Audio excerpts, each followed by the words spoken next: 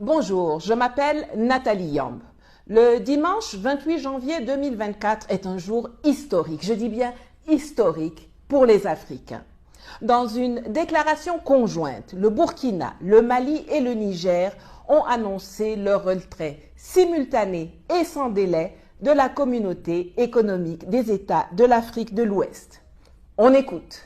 Leurs Excellences le capitaine Ibrahim Traoré, le colonel Assimi Goïta et le général de brigade Abdourahmane Tchani, respectivement chef d'État du Burkina Faso, de la République du Mali et de la République du Niger, prenant toutes leurs responsabilités devant l'histoire et répondant aux attentes, préoccupations et aspirations de leur population, décident en toute souveraineté du retrait sans délai du Burkina Faso, du Mali et du Niger de la communauté économique des États de l'Afrique de l'Ouest, fait à Ouagadougou, à Bamako et à Niamey le 28 janvier 2024.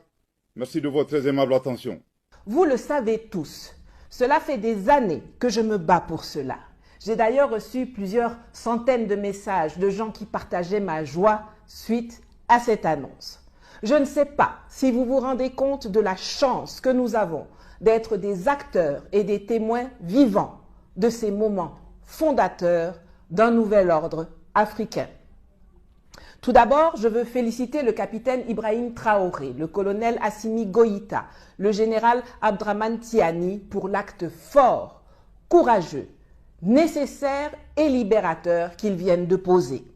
C'est parce que leur pays était membre de la CEDEAO que cette dernière pouvait prétendre être l'interlocuteur de la communauté internationale en ce qui les concernait et être instrumentalisée comme marionnette pour mettre en application les instructions de Paris. C'est parce que leur pays appartenait à cette organisation sous-régionale que des laquais de la France comme Umaro Sissoko Embalo, Alassane Dramane Ouattara, Nana Akufo-Addo, Patrice Talon ou Bola Tinubu ont pu s'ériger en parangons de vertu et adopter des sanctions illégales, indignes, inhumaines et irresponsables contre les autorités et les peuples nigériens, maliens et burkinabés, allant même jusqu'à menacer de leur faire la guerre sous prétexte des coups d'État militaires qui ont eu lieu et qui relèvent de la politique intérieure de chaque pays. Pour ceux qui ne le savent pas, la CEDEAO est une communauté économique qui a été fondée le 28 mai 1975 à Lagos par 15 pays, dont la moitié était alors dirigée par des auteurs de coups d'État militaires. En l'occurrence, le général Yakubu Gowon du Nigeria, le général Gnassingbé Eyadema du Togo, le lieutenant-colonel Mathieu Kérékou du Dahomey, qui deviendra plus tard le Bénin, le général Ignatius Kutu Achampong du Ghana, le lieutenant-colonel Séni Kountché du Niger, le général Moussa Traoré du Mali et le général Aboubakar Sangoulé Lamizana de Haute-Volta qui deviendra Burkina Faso. C'est donc un parallélisme des formes parfait si ce sont trois militaires qui décident de sortir leur pays de ce conglomérat de malfaiteurs au service des puissances étrangères qu'est devenue la CEDEAO, très loin de ses objectifs initiaux. Mais une fois passé le temps des félicitations, vient celui de l'analyse, de l'explication et des mises en garde. Je vois depuis dimanche tout et n'importe quoi qui circule sur le net et dans les médias à propos du retrait qui, ma foi, est tout sauf une surprise. Je vais donc prendre le temps de vous éclairer sur ce sujet et on va y aller pas à pas. La CEDEAO peut-elle refuser le retrait d'un de ses membres? La réponse est claire et c'est non. En réalité, la procédure de retrait est inscrite dans l'acte fondateur de la CEDEAO à l'article 91 du traité révisé de 1993. Elle stipule que tout pays qui souhaite se retirer a un préavis d'1 an qui débute lorsque la lettre de retrait est notifiée au secrétariat exécutif de l'organisation et lors duquel il reste soumis à ses obligations envers la CEDEAO. Le Niger, le Mali et le Burkina ont pourtant annoncé dimanche leur retrait sans délai de la CEDEAO. Et l'on a pu observer dès lundi que le drapeau de l'organisation avait disparu du bureau du ministre des Affaires étrangères malien, Abdoulaye Diop, malgré la position ridicule de déni adoptée par l'institution sous-régionale dans un communiqué publié dans la soirée. C'est quand même rigolo de voir des gens qui ont suspendu ces pays de leurs instances depuis plus d'1 an, pour certains, s'émouvoir quand ces derniers décident de quitter une fois pour toutes l'organisation. Tel est prix qu'ils croyaient prendre. Alors comment le retrait immédiat est-il possible? Eh bien tout simplement parce que la CEDEAO elle-même a rendu caducs ces textes en les violant sans vergogne pour nuire à des États membres. En effet, aucun texte ne prévoit ni n'autorise la CEDEAO à fermer ses frontières, imposer des embargos, couper la fourniture d'électricité, braquer les avoirs, suspendre les transactions financières et même menacer d'agresser militairement un pays membre. Et pourtant, c'est exactement ce que la conférence des chefs d'État de la CEDEAO a fait après avoir pris le soin de suspendre le Mali, le Niger et le Burkina des instances de l'organisation. On remarquera le 2 poids 2 mesures dans le traitement des coups d'État militaires d'ailleurs, puisque la Guinée du putschiste Mamadi Doumbouya, qui était colonel au moment du putsch et qui vient de s'auto-déclarer général, a aussi été suspendue des instances sans toutefois faire l'objet d'un harcèlement ou d'une vindicte outrancière comme ses voisins. Même quand Damiba a fait son coup au Burkina, il n'y a rien eu de cela. Si vous voulez savoir pourquoi, allez regarder la vidéo que j'ai faite à ce sujet, dont je vous mets le lien quelque part sur l'écran. Ce non-respect permanent des textes par la conférence des chefs d'État et la Commission dispense donc les pays de l'Alliance des États du Sahel de se conformer à une procédure qui n'est plus valable puisque les textes de l'organisation ont été factuellement mis de côté depuis 1 an.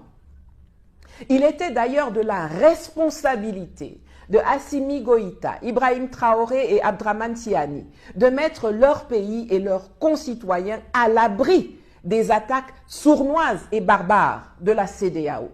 C'était un acte d'autodéfense et ils ne sont pas les seuls dans le monde à opter pour un retrait pour pouvoir se protéger. Je ne sais pas si vous êtes au courant de ce qui se passe en ce moment aux États-Unis, mais par un très intéressant hasard du calendrier, depuis hier, l'État du Texas a enclenché la procédure lui permettant de refuser la tutelle du gouvernement fédéral de Joe Biden et se déclare même prêt à un conflit armé avec Washington. Je ferai sûrement une petite vidéo là-dessus car c'est passionnant. Mais revenons en Afrique. Le retrait immédiat des pays de l'AES est donc effectif depuis dimanche 14 h et de simples notes ont été adressées par les 3 pays à la Commission pour l'en informer.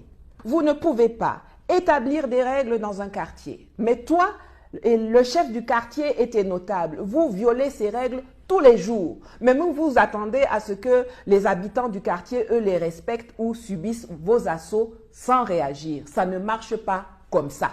CEDEAO, pour le Mali, le Niger et le Burkina, c'est fini. Et il va falloir que l'organisation change son logo et en retire le profil des pays de l'AES. Même l'appel aux négociations de la très inutile et nuisible Union africaine n'y changera plus rien. L'UA elle-même n'est pas à l'abri du retrait d'un ou plusieurs de ses membres.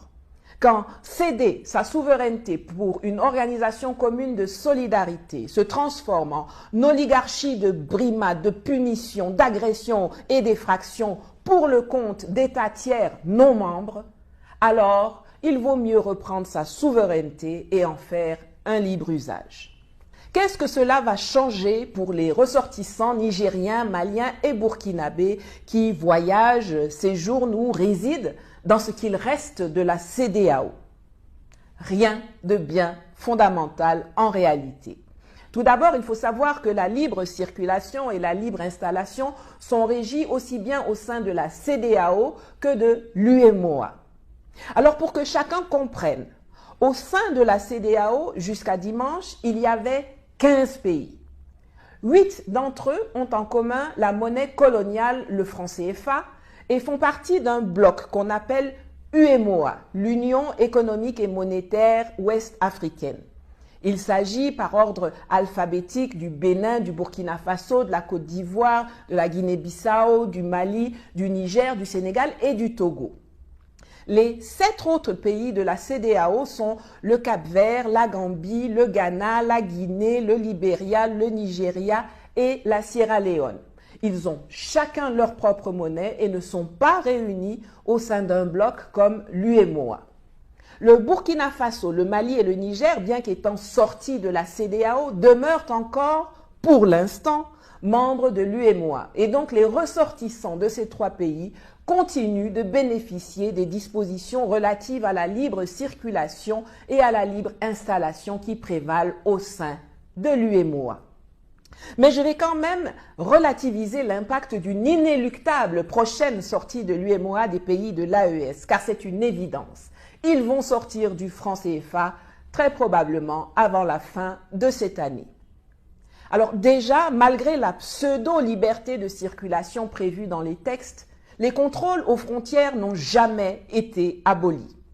Vous avez déjà remarqué que quand vous voyagez à l'intérieur de l'espace CEDEAO ou UEMOA avec un passeport CEDEAO, vous devez quand même montrer vos papiers à des postes frontières et parfois même payer des gardes frontières pour vous laisser passer. Ghana, Togo, là, on connaît tous. Ce n'est donc pas réellement de la libre circulation, puisque la libre circulation induit l'abolissement des contrôles aux frontières à l'intérieur d'un espace, comme cela est le cas par exemple au sein de l'espace Schengen, où vous pouvez circuler de l'Italie à l'Allemagne en passant par la Suisse, en allant en Belgique, au Portugal ou en Espagne, sans rencontrer un seul poste frontière, que ce soit par avion, par la route, par voie maritime ou ferroviaire. La seule chose qui pourrait arriver, et je dis bien pourrait, parce que ce n'est même pas sûr, c'est que certains de ces pays exigent un visa pour entrer. Mais cela ne pose pas de problème fondamental. Tu prends ton visa, tu entres. Et surtout, ce sera réciproque. Tu me dis de prendre un visa pour venir chez toi, je te dis de prendre un visa pour venir chez moi. La Mauritanie, pays fondateur, a quitté la CEDEAO en 2000 et pourtant, ses ressortissants n'ont pas besoin de visa pour entrer dans la plupart des pays de la communauté. Ou alors, ils peuvent prendre des visas à l'arrivée en procédure simplifiée. Le Cameroun et le Nigeria n'appartiennent pas à la même communauté et pourtant, on peut se rendre sans visa dans l'un et l'autre pays. On a aussi tous vu devant nous, ici, l'Angleterre sortir de l'Union européenne en 2021. Cela n'empêche pas les voyages des ressortissants européens en Angleterre et vice-versa. Des accords ont été négociés et chacun continue d'être exempté de visa pour les courts séjours et les vacances.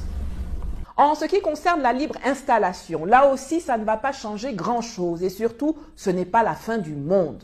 On n'oublie pas que Alassane Dramane Ouattara, alors Premier ministre, a instauré en 1990 en Côte d'Ivoire la carte de séjour payante pour les étrangers, y compris les ressortissants de la CEDEAO, en violation des textes de la CEDEAO et de l'UEMOA. Par la suite, Laurent Gbagbo avait abrogé cela en 2007. Le fait qu'il ne soit pas ressortissant d'un pays de la CEDEAO n'empêche pas les Mauritaniens, les Camerounais, les Sud-Africains, les Marocains, les Libanais, les Français, les Chinois de s'installer en Côte d'Ivoire, au Sénégal, au Ghana ou au Nigeria et d'y ouvrir leurs boutiques ou entreprises et d'y faire du business. Cet aspect est donc géré par des négociations bilatérales et ne dépend nullement de l'appartenance ou pas à la CEDEAO. On entend aussi des pseudo-analystes de sous-quartier affirmer que ce retrait est une erreur grave parce que l'AES n'a pas un accès à la mer. Mais les amis, la Suisse est un pays enclavé qui n'appartient pas à l'Union européenne et pourtant, c'est l'un des pays les plus riches et les plus stables du monde qui commerce sans problème avec ses voisins et le reste de la planète. Depuis que les sanctions ont été imposées au Mali et au Burkina, les marchandises ont continué d'entrer dans ces pays par les ports de Conakry ou de Lomé.